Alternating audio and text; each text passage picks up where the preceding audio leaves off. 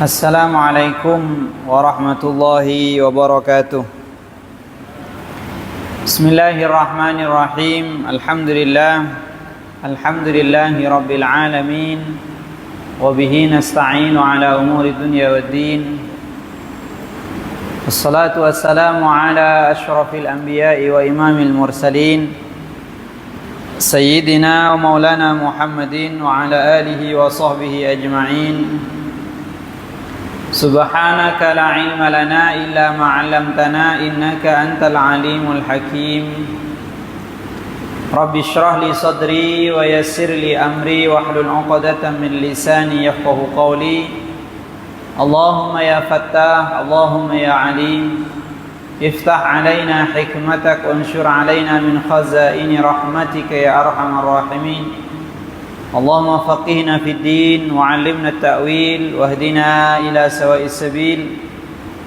Allahumma la sahla illa ma ja'altahu sahla wa anta taj'alul hazana idza syi'ta sahla ya rabbal alamin. Amma ba'du. Tuan-tuan muslimin muslimat, jemaah yang dirahmati oleh Allah Subhanahu wa taala, Tuan Imam, Tuan Bilal pengurusi dan semua EJK Surau yang dirahmati oleh Allah Subhanahu wa taala. Alhamdulillah, kita bersyukur kepada Allah Subhanahu wa taala ke atas segala limpahan nikmat, segala anugerah dan kebaikan yang Allah berikan pada kita semua, sehingga pada kesempatan malam hari ini kita dapat dipertemukan kembali dalam keadaan sehat walafiat untuk sama-sama datang ke surau dengan maksud tujuan yang mulia, menunaikan amal ibadah yang mulia, yaitu salat maghrib berjemaah. Mudah-mudahan Allah Subhanahu wa taala menjadikan amal ibadah yang kita lakukan diterima oleh Allah Subhanahu wa taala sebagai amal yang ikhlas. Amin, Allahumma amin. Dan insyaAllah untuk mengisi waktu di antara maghrib dan isya ini, kita akan mengisi dengan membacakan nasihat-nasihat daripada ayat-ayat Al-Quran, hadis-hadis Nabi, dan juga daripada kalam-kalam para ulama, sehingga mudah-mudahan kita semua diberikan ilmu yang bermanfaat oleh Allah, diberikan kemudahan dan kefahaman dalam mempelajari ilmu agama, dan yang terpenting sekali Allah berikan kekuatan untuk kita semua dalam mengamalkan ilmu-ilmu yang telah kita pelajari. Amin, Allahumma amin. InsyaAllah pada kesempatan malam hari ini kita akan melanjutkan pembacaan kitab Khasa'isul Ummah Al-Muhammadiyah, keistimewaan umat Nabi Muhammad. Kitab ini ditulis oleh salah seorang ulama yang berasal dari negeri Hijaz ataupun yang berasal dari Makkah Al-Mukarramah. Beliau adalah Sayyid Muhammad bin Alawi Al-Maliki. Pada pertemuan-pertemuan lepas kita dah membincangkan banyak keistimewaan umat Nabi Muhammad. Saya akan mengulang secara ringkas sebab kelas kita ni sebulan sekali. Kalau tak diulang mesti tak ingat. Jangankan yang mendengar, yang memberi tazkirah pun lupa juga kadang. Jadi kita ni dah membincangkan 5 keistimewaan umat Nabi Muhammad. Keistimewaan yang pertama adalah diangkatnya beban yang berat daripada umat ini. Diangkat beban yang berat, perintah yang berat, suruhan-suruhan yang berat telah dihilangkan oleh Allah Subhanahu wa taala. Kalau dulu orang beribadah kepada Allah Subhanahu wa taala 50 kali dalam sehari, maka perkara itu telah dihilangkan oleh Allah. Dulu orang kalau bertaubat dia mesti membunuh dirinya sendiri, perkara itu telah dihapuskan oleh Allah Subhanahu wa taala pada umat Nabi Muhammad. Ini adalah bentuk keistimewaan. Kemudian yang kedua, diberikan rahmat yang khusus di akhirat. Kata para ulama, umat Nabi ini dibagi menjadi 3 macam. Ada sabiqun bil khairat, ada orang-orang yang dia laju di dalam melaksanakan amal kebaikan. Dia sentiasa berada di barisan depan kalau melakukan kebaikan. Kata ulama, mereka ini nanti di hari kiamat akan masuk ke dalam syurga bighairi hisab, tanpa adanya hisab, terus direct masuk ke dalam syurga. Kelompok yang kedua yaitu muktasid, tengah-tengah. Ya, kadang kalau tengah semangat dia ada di depan, kalau tengah malas dia ada di tengah, kalau malas sangat dia di belakang. Ini orang yang tengah-tengah, kadang semangat, kadang menurun semangat dia, kadang malas. Maka kata ulama, kelompok yang tengah-tengah ni Allah akan masukkan juga ke dalam syurga dengan rahmat dan kasih sayang Allah. Kemudian kelompok yang ketiga adalah wa minhum zalimun li nafsih, orang-orang yang zalim pada dirinya. Jadi ada di kalangan umat Nabi ini orang yang zalim, maknanya keburukan dia lebih banyak daripada kebaikan, dosa dia lebih banyak dari pahalanya ketika ditimbang. Tapi mereka itu juga, kata ulama, akan dimasukkan ke dalam syurga bi syafaati Rasulillah, dengan syafaat Nabi Muhammad sallallahu alaihi wasallam. Ini menunjukkan 3 golongan umat Nabi Muhammad nanti pada akhirnya, asalkan masih beriman lagi kepada Nabi, Allah janjikan mereka itu akan ditempatkan ke dalam syurga oleh Allah Subhanahu wa taala. Ini termasuk keistimewaan. Kemudian yang ketiga, dijadikan umat yang tengah-tengah. Umat Nabi Muhammad dijadikan umat yang tengah-tengah, bukan umat yang ekstrim, bukan pula umat yang lalai. Kita ni berada di antara 2 kelompok. Umat Nabi Muhammad berada di antara 2 umat. Yang pertama, umat yang lalai, umat yang amal perbuatannya berani, yaitu Bani Israel. Macam mana Bani Israel? Bani Israel ni berani kepada Nabi mereka, berani kepada Allah Subhanahu wa taala, kemudian memiliki sifat keras, degil. Ada juga umat yang lain yang sangat mengagungkan Nabi mereka, yaitu umat Nabi Isa alaihissalam. Umat Nabi Isa bukan setakat yakin dan percaya kepada Nabi Isa, bahkan mereka menuhankan Nabi Isa. Kelompok yang pertama membenci Nabi mereka, bahkan membunuh Nabi mereka. Golongan Bani Israel terkenal dengan qatalatul anbiya, pembunuh para nabi. Kelompok yang kedua, kelompok Nabi Isa, dikenal sebagai kelompok yang menuhankan Nabi mereka. Maka umat Nabi Muhammad berada di tengah-tengah. Mereka tidak membenci Nabi dan mereka pula tidak menuhankan Nabi. Ini termasuk keistimewaan, kelebihan yang Allah berikan kepada umat Nabi Muhammad. Kemudian yang keempat dan yang kelima adalah syariat umat Nabi Muhammad adalah syariat yang paling mudah dan syariat yang paling sempurna.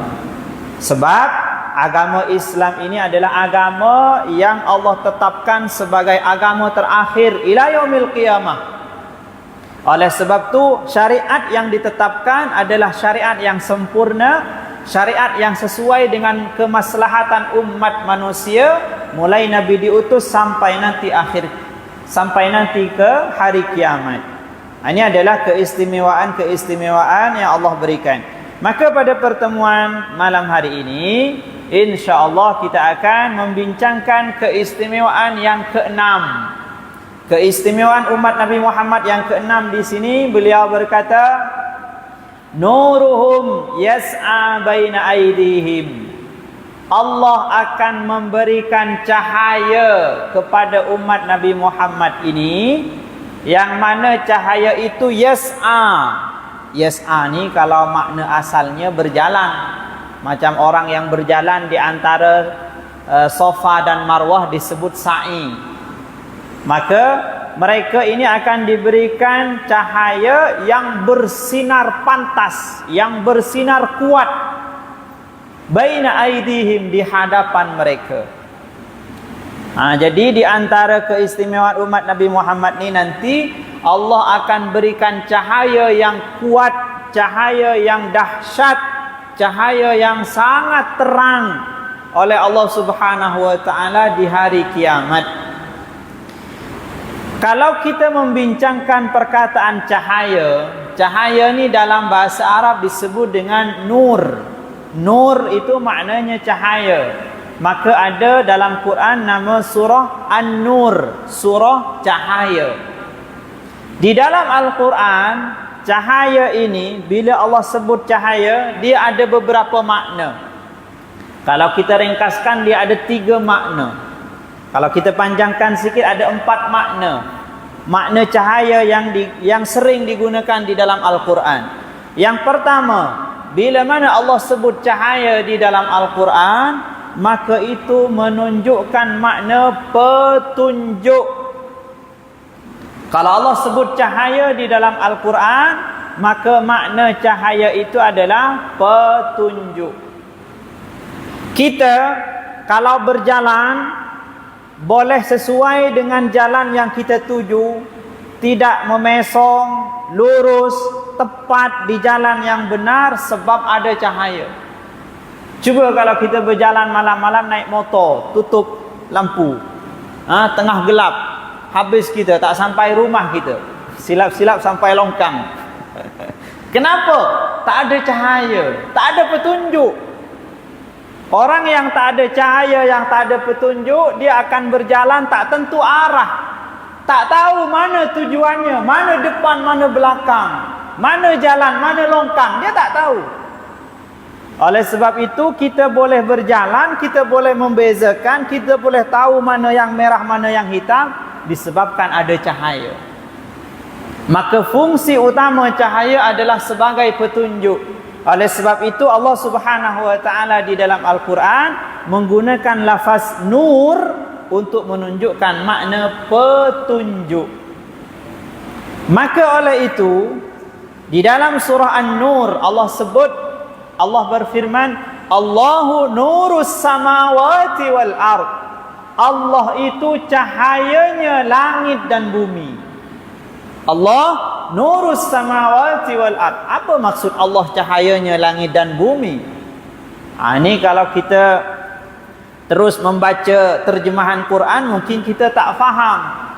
Maksud Allah cahayanya langit dan bumi, kata ahli tafsir adalah Allah yang memberi petunjuk kepada makhluk yang ada di langit dan makhluk yang ada di bumi. Allah cahayanya langit dan bumi bermaksud adalah Allah yang memberi petunjuk kepada makhluk yang ada di langit, malaikat, dan kepada makhluk yang ada di bumi, jin dan manusia. Jadi kita ni perlu kepada petunjuk, perlu kepada cahaya, agar supaya kehidupan kita ini tidak seperti orang yang pening, orang yang kebingungan. Orang kafir tak ada cahaya, orang fasik tak ada cahaya. Oleh sebab itu mereka tak tahu arah kehidupan mereka. Mereka sentiasa risau, mereka sentiasa sedih, mereka sentiasa ragu di dalam kehidupannya sebab tak ada cahaya di dalam hatinya. Oleh sebab itu Nabi mengajarkan kepada kita untuk berdoa kepada Allah agar kita diberikan cahaya oleh Allah Subhanahu wa taala. Di antara doa yang sering dibaca oleh Nabi, bahkan doa ini dibaca setiap hari oleh Nabi, setiap pagi. Mungkin di sini ada juga yang sering membaca doa ni. Kalau belum pernah membaca, baca walaupun sekali seumur hidup. Apa doa ni? Doa ni disebut dengan doaul fajar, doa fajar. Doa yang biasa dibaca sebelum kita melaksanakan solat fajar, solat subuh. Ni kalau dulu masa saya belajar di Yaman, biasanya dibaca selepas solat qabliyah subuh. Qabliyah subuh, menunggu masuknya solat, menunggu iqamah, kita baca doa fajar bersama biasanya. Cuma doa fajar ni panjang sikit, dia panjang. Oleh sebab tu kalau di sini saya biasanya baca selepas subuh. Kenapa? Sebab tak sempat. Biasanya dibaca selepas solat tu, saya baca doa fajar biasanya. Kadang-kadang tak sempat, kadang tengah jalan kan. Kadang tengah kejar nak dapat rakaat dengan imam. Di dalam doa fajar tu Nabi ajarkan kita untuk berdoa, Allahumma ja'alli nuran fi qalbi wa nuran fi qabri wa nuran fi sam'i wa nuran fi basari wa nuran fi sya'ri wa nuran fi bashari wa nuran fi lahmi wa nuran fi dami wa nuran fi idami wa nuran fi asabi wa nuran min bayni yaday wa nuran min khalfi wa nuran an yamini wa nuran an shimali wa nuran min fawqi wa nuran min tahti wa nuran min khalfi. Allahumma zidni nura waj'alni nura. Allahumma zidni nura wa'tini nura waj'alni nura. Jadi Nabi mengajarkan kepada kita untuk berdoa kepada Allah, ya Allah, Allahumma ja'alni nuran fi qalbi. Jadikanlah cahaya di dalam hatiku ya Allah. Cahaya di dalam hati. Macam mana Ustaz? Ustaz tak nampak kita ada cahaya dalam hati? Memanglah. Cahaya ni bahasa kiasan kata tadi. Cahaya ni bermaksud petunjuk. Ya Allah, jadikanlah di dalam hatiku ni petunjuk yang dapat membezakan mana yang benar, mana yang salah. Hati ni ada hati yang bercahaya, ada hati yang gelap. Kata Nabi, bila mana seseorang berbuat satu dosa, maka dosa itu akan ditulis satu titik hitam di dalam hatinya. Bila dia berbuat dosa lagi akan ditulis 2 titik hitam. Sehari 3 kali titik hitam. Masalahnya kita tak terhitung sehari berapa kali berbuat dosa. Tak tahulah macam mana bentuk hati kita ni. Tapi kalau dia bertaubat, maka titik hitam itu akan dihapus oleh Allah Subhanahu Wa Taala. Hati itu dibersihkan oleh Allah Subhanahu Wa Taala sehingga dijadikan hati yang bersih. Hati yang bercahaya.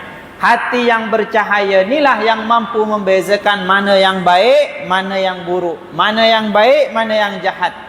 Hati yang bercahaya inilah yang mampu untuk meninggalkan perkara yang haram, yang mampu membezakan perkara yang syubhat.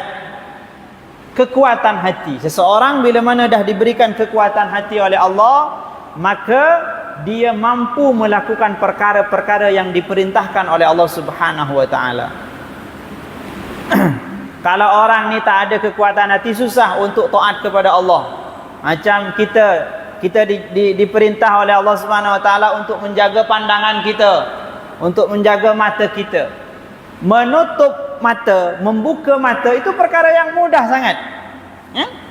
Menutup mata ni mudah. Kita boleh melakukan. Tutup mata, buka mata, tutup mata, buka mata. Tapi tak semua orang mampu menutup matanya dari perkara yang haram. Walaupun mudah, walaupun ringan. Yang mampu adalah orang-orang yang diberikan kekuatan hati oleh Allah Subhanahu Wa Taala. Maka kita diajarkan oleh Nabi untuk meminta agar diberikan cahaya dalam hati kita. Wa nuran fi qabri, cahaya di dalam kubur kita nanti. Kubur ini adalah perkara yang menakutkan, wahsyah. Dia duduk di dalam kubur seorang-seorang, tak ada cahaya, gelap, dan semua orang pasti akan masuk ke tempat tersebut, tak terkecuali. Cepat atau lambat semuanya pasti akan mendapat gelaran ahli kubur. Oleh sebab itu kita di dunia ni dah siap-siap minta kepada Allah, ya Allah, tolonglah nanti kalau kami ni dah menjadi ahli kubur, jadikanlah kubur kami itu sebagai kuburan yang bercahaya, kuburan yang menenteramkan, bukan yang menakutkan.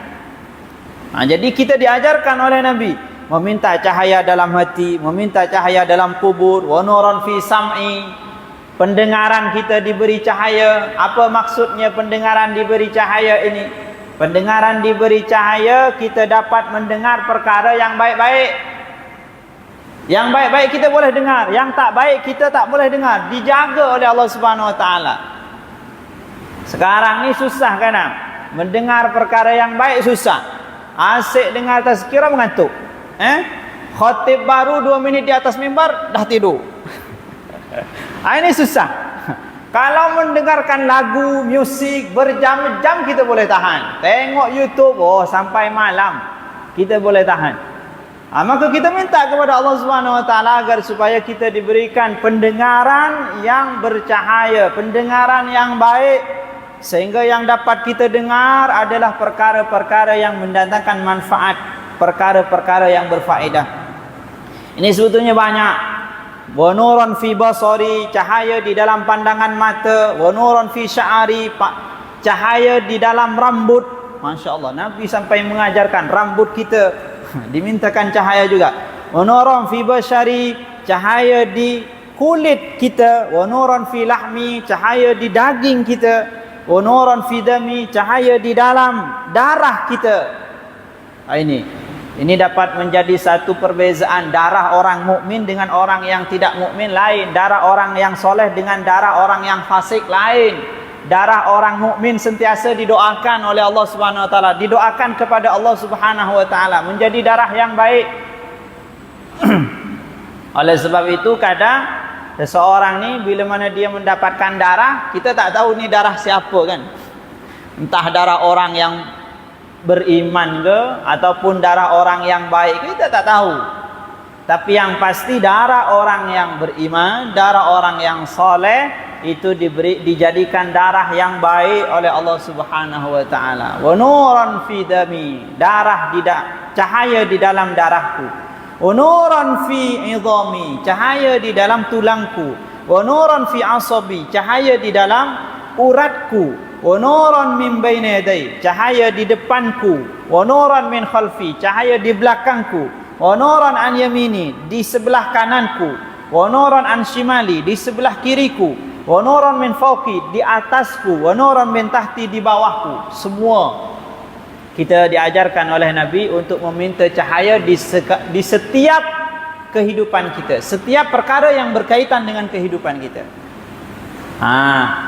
Oleh sebab itu cahaya yang dimaksudkan di sini adalah bermaksud cahaya yang Allah berikan kepada orang-orang yang beriman. Jadi Allah disebut cahaya langit dan bumi bermakna Allah yang memberi petunjuk kepada penduduk langit dan penduduk bumi. Kemudian juga Al-Quran juga disebut sebagai cahaya oleh Allah Subhanahu Wa Taala. Di dalam surah Al-A'raf Allah sebut falladzina amanu bihi wa azzaruhu wa nasaruhu wattaba'un nura alladzi unzila ma'ah ulaika humul muflihun. Adapun orang-orang yang beriman dengan Nabi, memuliakan Nabi, menolong Nabi, lalu mengikuti cahaya yang diturunkan kepada Nabi. Cahaya yang diturunkan kepada Nabi. Apa maksud cahaya yang diturunkan kepada Nabi? Yaitu Al-Quran. Jadi Al-Quran disebut dengan nur, disebut dengan cahaya. Kenapa? Sebab Al-Quran ni dapat menjadi petunjuk dalam kehidupan kita. Kata Nabi di dalam satu hadis, aku wasiatkan kepada kalian semua 2 perkara yang kalian kalau memegang 2 perkara ini tidak akan tersesat selama-lamanya. Kalau kamu berpegang kepada 2 perkara ini, kamu tidak akan tersesat selama-lamanya. Walaupun seluruh orang, seluruh manusia di atas muka bumi ini tersesat, kamu akan dijaga oleh Allah Subhanahu Wa Taala. Apa 2 perkara itu adalah Kitabullahi wa sunnati, kitab Allah dan hadis-hadis Nabi, sunnah-sunnah Nabi. Jadi Al-Quran ini disebut dengan nur, disebut dengan cahaya sebab dia memberikan petunjuk. Al-Quran ni cahaya bagi hati kita. Oleh sebab tu kalau kita rasa hati kita sedih, hati kita ni sentiasa risau, hati kita ni sentiasa sempit, rasa macam dah banyak sangat masalah cubaan, maka di antara ubat yang paling mujarrab adalah dengan kembali membaca Al-Quran. Bacalah Al-Quran, buka Al-Quran, baca Al-Quran. Maka dengan sebab itu hati kita akan dijadikan hati yang terang, hati yang lapang, hati yang mudah menerima kepada ketentuan Allah Subhanahu Wa Taala. Begitu juga Al-Quran ni adalah cahaya di dalam setiap tempat yang dibaca. Oleh sebab itu kata Nabi, kalau kamu punya rumah, jangan hanya letak lampu biasa je dalam rumah tu. Memanglah cantik, bersinar, nampak semua. Tapi ada lagi yang lebih penting daripada itu, yaitu bacakan Al-Quran di dalam rumah tersebut. Al-Quran, rumah yang dibacakan Al-Quran akan dijadikan rumah yang berkah, akan dijadikan rumah yang penuh dengan cahaya kebaikan oleh Allah Subhanahu wa taala. Ada sebagian riwayat yang menyebutkan kalau kita melihat ke langit, kita nampak bintang. Bintang tu tak sama. Ada yang terang, ada yang sedang, ada yang kecil sangat cahaya dia, ada yang tak nampak langsung. Maka kata para ulama, begitu juga bila mana malaikat melihat ke bumi. Kalau malaikat melihat ke bumi, itu juga ada tempat-tempat yang bersinar kuat, yang bercahaya. Yang paling kuat sangat ia tentu masjid lah. Surau. Surau ni kalau dilihat dari atas mungkin dia cahaya dia kuat. Kenapa? Sebab dijadikan ibadah, dijadikan tempat membaca Al-Quran. Begitu juga rumah-rumah. Rumah-rumah yang dibacakan Al-Quran akan dipenuhi oleh cahaya kebaikan oleh Allah Subhanahu wa taala. Kata Nabi, jangan jadikan rumahmu tu seperti kubur. Macam mana kubur? Kubur tak ada orang mengaji. Ada juga orang mengaji, tapi seminggu sekali. Itu kalau sempat. Kalau tak sempat, setahun sekali. Maka Al-Quran ini adalah cahaya yang memberikan petunjuk kepada umat manusia. Kemudian juga Nabi SAW, Nabi Muhammad, itu juga disebut sebagai cahaya di dalam Al-Quran. Kenapa? Sebab Nabi juga mempunyai tugas sebagai penunjuk, mempunyai tugas untuk memberikan petunjuk. Jadi cahaya bermaksud petunjuk, sehingga Allah disebut dengan cahaya, Al-Quran disebut dengan cahaya, Nabi juga disebut dengan cahaya. Dalam Al-Quran Allah sebut, ya ayyuhan nabiyyu, wahai Nabi, inna arsalnaka syahidan mubasysyiran wa nadhira. Sesungguhnya kami, kata Allah, mengutus engkau sebagai saksi, wa mubasysyiran, pemberi kabar gembira, wa nadhiran, pemberi peringatan, wa da'iyan ila Allah biiznih, dan orang yang mengajak kepada Allah atas izinnya, wa sirajan munira, dan pelita yang bercahaya. Jadi Nabi di dalam Al-Quran disebut oleh Allah Subhanahu wa taala sebagai munir, sebagai pemberi cahaya. Kenapa? Sebab Nabi SAW mempunyai tugas untuk memberikan petunjuk kepada umat manusia. Ini adalah makna yang pertama.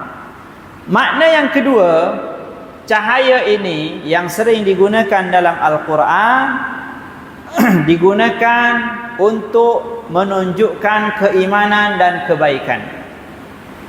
Jadi keimanan dan kebaikan dalam Al-Quran disebut dengan cahaya. Sebab macam yang tadi, dengan keimanan seseorang dapat membezakan mana yang baik, mana yang buruk.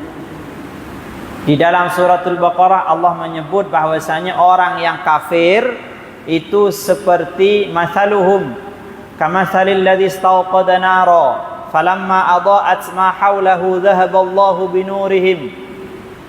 Ketika perumpamaan orang yang munafik, orang yang fasik, orang yang kafir itu seperti orang yang menyalakan bara api di tengah kegelapan, lalu tiba-tiba api itu padam sehingga mereka tak nampak, gelap, tak ada cahaya sama sekali. Summun bukmun umyun fahum la yaqilun. Sehingga mereka tak dapat membezakan. Orang yang mukmin oleh Allah diberikan cahaya di dalam hati, sehingga mereka dapat membezakan mana yang baik, mana yang jahat. Begitu juga amal kebaikan ibadah itu juga disebut sebagai cahaya. Salah seorang sahabat, Abdullah bin Abbas, beliau berkata, inna lil hasanati nuran fil qalbi. Sesungguhnya dalam setiap ibadah yang dilakukan dalam setiap amal kebaikan yang dilakukan itu akan memancarkan cahaya di dalam hati. Kalau kita bertasbih, itu akan mendatangkan cahaya ke dalam hati kita. Kita salat berjamaah, itu akan mendatangkan cahaya ke dalam hati kita. Kita bersedekah, kita membaca salawat, kita beriktikaf, itu semua adalah amal kebaikan yang akan melahirkan cahaya di dalam hati kita. Wa zainan fil wajhi. Kebaikan yang dilakukan selain mendatangkan cahaya, yang kedua dia akan mendatangkan sinar pada wajah-wajah orang yang melakukan. Berseri-seri. Orang yang ahli ibadah, orang yang ahli taat, itu wajah mereka nampak berseri-seri, bukan bersinar. Tapi kalau kita lihat wajah tu, dia tentram, damai, tenang, bahagia, tersenyum. Itu adalah kesan daripada kebaikan yang dilakukan. Begitu juga kata Abdullah bin Abbas, orang yang melakukan kebaikan diberikan cahaya dalam hati, diberikan sinar pada wajah dia. Wa quwatan fil badan, diberi kekuatan pada anggota tubuh badan dia. Orang yang ahli ibadah diberikan kekuatan, yang mana kekuatan ini tak dapat dilakukan oleh orang-orang yang fasik. Orang yang ahli ibadah ni kadang dia siap duduk berjam-jam membaca Al-Quran. Orang yang ahli ibadah kadang dia mampu bangun pukul 2, pukul 3, pukul 4 pagi. Ini adalah perkara yang berat. Kadang dia tak tidur lagi sampai subuh, kadang selepas subuh sampai duha, kadang dia kerja terus macam tu. Kuat. Kenapa? Kesan dari kebaikan. Kesan dari kebaikan itu selain akan memberikan cahaya pada hati, memberikan cahaya pada wajah, dia akan mendatangkan kekuatan pada anggota fizikal kita. Ada salah seorang ulama, nama dia Abi Syuja, kalau tak silap, Al-Qadhi Abi Syuja. Al-Qadhi Abi Syuja ni hidup dia 100 tahun lebih. Usia dia 100 tahun lebih. Dan beliau ni walaupun sudah usia tua, beliau tak memakai spek mata, tak memakai tongkat, tak ada penyakit, masih kuat, macam masih muda lagi. Kemudian ditanya, macam mana Tuan Syekh ni, Tok Guru ni masih kuat lagi, nampak masih muda lagi, padahal usia dia sudah 100 tahun lebih. Beliau berkata, aku menjaga pemberian Allah di waktu aku muda, maka Allah menjaga diriku ketika aku sudah tua. Jadi seseorang yang menggunakan pemberian Allah sesuai dengan apa yang Allah tetapkan, sesuai dengan apa yang telah Allah berikan, sesuai dengan apa yang Allah arahkan, maka akan dijaga oleh Allah Subhanahu wa taala. Jadi diberikan kekuatan. Kemudian wasa'atan fi rizki, diberikan cahaya pada hati dia, diberikan cahaya pada wajah dia, diberikan kekuatan pada anggota tubuh badan dia. Wasa'atan fi rizki, dilapangkan rizki, dimudahkan segala urusan. Orang yang ahli ibadah, dia akan sentiasa diberikan jalan keluar oleh Allah Subhanahu wa taala. Kemudian yang terakhir, wa mahabbatan fi qulubil khalqi, akan mudah dicintai oleh orang lain. Orang yang ahli ibadah, orang yang ahli taat akan mudah dicintai oleh orang lain. Ini adalah sifat kesan yang Allah berikan kepada orang-orang yang melakukan kebaikan. Sebaliknya, orang yang ahli maksiat, orang yang ahli dosa, orang yang fasik, orang yang kafir, orang yang ingkar, mereka hatinya akan ditutup, diberikan kegelapan oleh Allah. Kemudian wajah mereka suram, tak ada sinar, tak ada pancaran cahaya.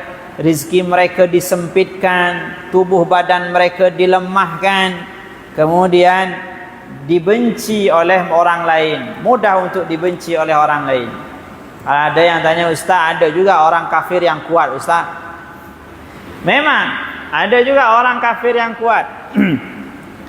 Mungkin kekuatan yang Allah berikan kepada orang kafir itu adalah bentuk salah satu pemberian nikmat yang disebut dengan istidraj.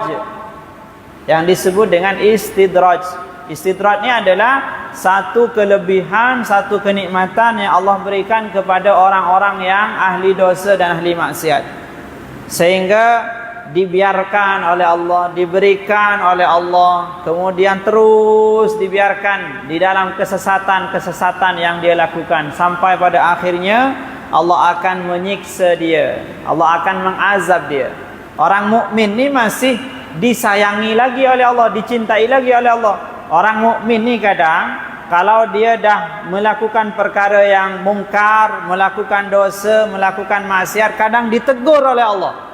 Diberikan penyakit lah, diberikan musibah lah, sehingga musibah-musibah tersebut akan menarik kembali untuk kembali kepada Allah Subhanahu wa taala. Ini orang mukmin. Tapi orang yang kafir dibiarkan oleh Allah Subhanahu wa taala. Sanastadrijuhum min haitsu la ya'lamun.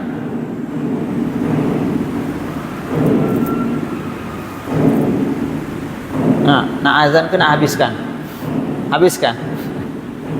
Baik, ni anjuran daripada Tuan Bilal. Kita habiskan sedikit lagi. Jadi keimanan dan kebaikan itu juga disebut sebagai cahaya oleh Allah Subhanahu wa taala di dalam Al-Quran. Kemudian yang terakhir, makna cahaya yang terakhir itu adalah sinar, pancaran yang kuat yang Allah akan berikan nanti di hari kiamat. Inilah yang disebut oleh beliau di sini di dalam surah At-Tahrim.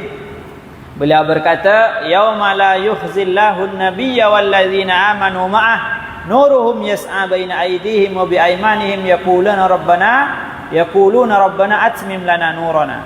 Pada hari Allah tidak akan menghinakan seorang nabi. Nabi yang dimaksud adalah Nabi Muhammad.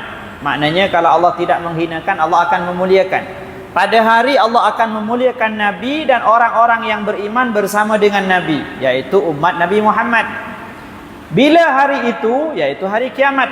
Hari kiamat Allah akan menampakkan kemuliaan Nabi, Allah akan menampakkan kemuliaan orang-orang yang beriman.